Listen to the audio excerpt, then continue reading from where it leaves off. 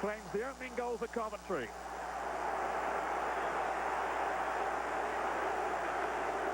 Just nipped in there before the keeper could close him down.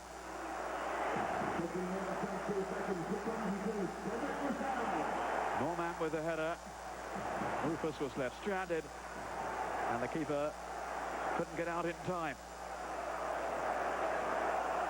Roussel scores his 4th goal for Coventry. Really has looked an excellent side. Superbly created that by McAllister, who had time to look up, but he made that time for himself. And Roussel really attacked the header.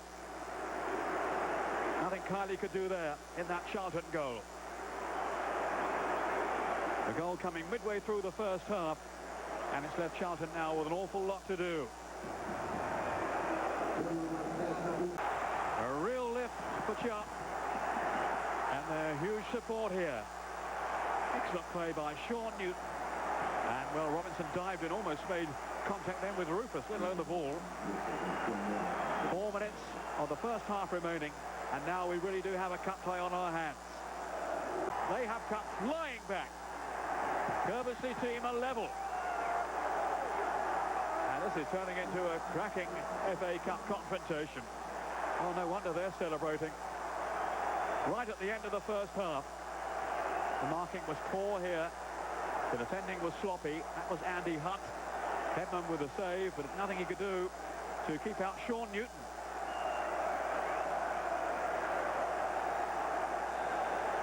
Terrific start from Charlton.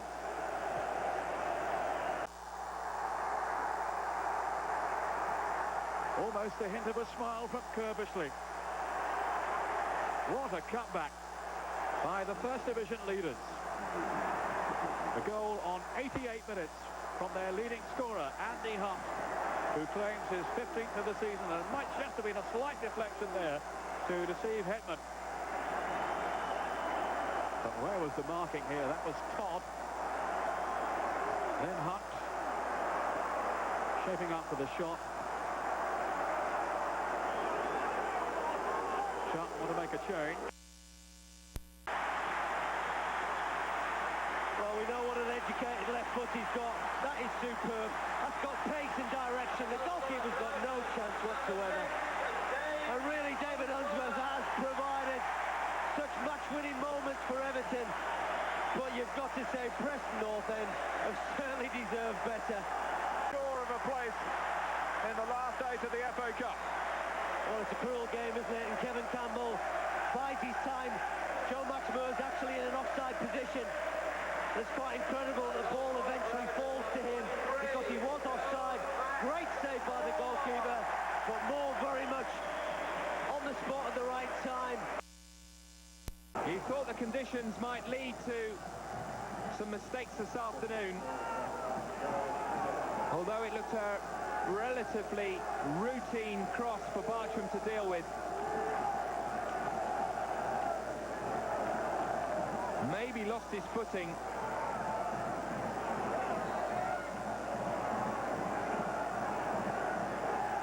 Sheffield Wednesday's wonderful month of January continues.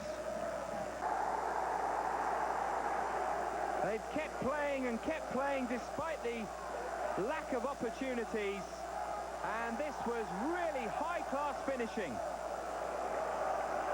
He's not long been on the pitch, but what an impact he's made.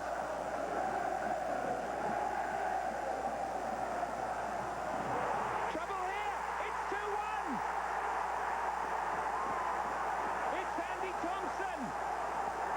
In the space of a couple of minutes, the second division side have turned this game on its head. Sheffield Wednesday thought they were cruising. They're certainly not now. Priestfield has come alive. Butter's long free kick. And Wednesday, who defended so well up until the last couple of minutes, are now 2-1 down. He'll be delighted for his old mate Peter Taylor. They're heading to the quarter-finals now for the first time in their history. And what a goal to seal it. negative wasn't the word. It got caught on the wind. And the turnaround at half-time and the advantage of the wind has been critical for the second division side. Less than 2 minutes of normal time to go. Cresswell. Oh, he's ridden Ashby.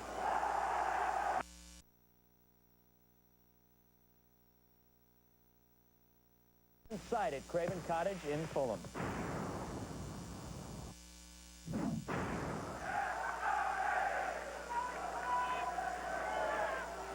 Challenger's throat. They've got a man in front of him. It still doesn't stop him reaching his destination as Alisson's in there! And the missile man works again. And Tranmere Rovers in Alisson Wonderland. And how many teams have tried to stop Dave Challoner in his world record long throw? It's direct, to the point, decisive, and it's given Tranmere Rovers a 10th minute lead. And makes his move. Again. By Challoner. That's a very untidy challenge.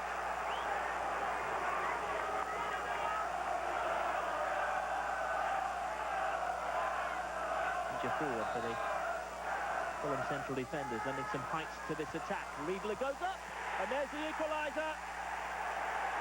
Chris Coleman, the captain, captures it. Untidy defending by Tranmere Rovers, and well finished by Chris Coleman. Challoner with the short throw. That pops Fulham. Marne's cross. Needed interception from Melville. Henry! Oh, he's got a cracker against Bolton, and he almost repeated it there. Well, there's a player offside, but not the man receiving the ball. No punishment. Dolbeck's cross. Oh, goes Riedler! Oh, and ball through. Parkinson, there's a chance for a winner, it's Kelly!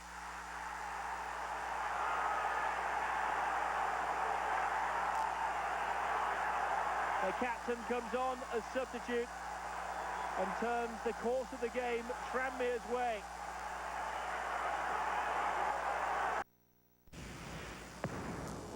Come on, Cambridge!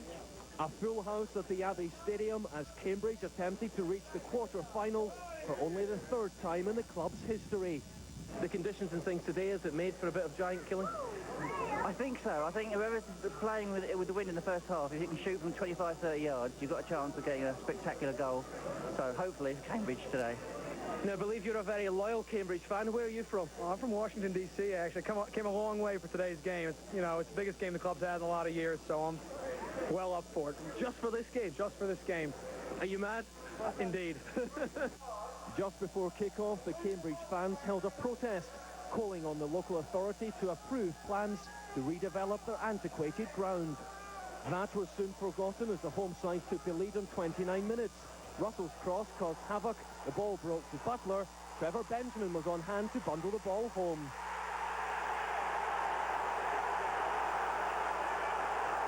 Then controversy. Benjamin powered through the middle, Whitlow wrestled him to the ground, but as the home fans looked out the red cards, ref John Branwood immediately gave a free kick to Bolton. I can't work that out, and no matter how many reruns I see and watch and you show me, it won't convince me. I sat in the stand and I was right in line with it. That player should have been sent off. And what I do know is that the referee, in my eyes, bottled the situation. And as so often happens, Bolton took full advantage of that lucky escape. Substitute Gardner's cross met acrobatically by Bob Taylor for the equaliser, 7 minutes after the break. 15 minutes from time, the same combination, Gardner to Taylor, 2-1 to Bolton.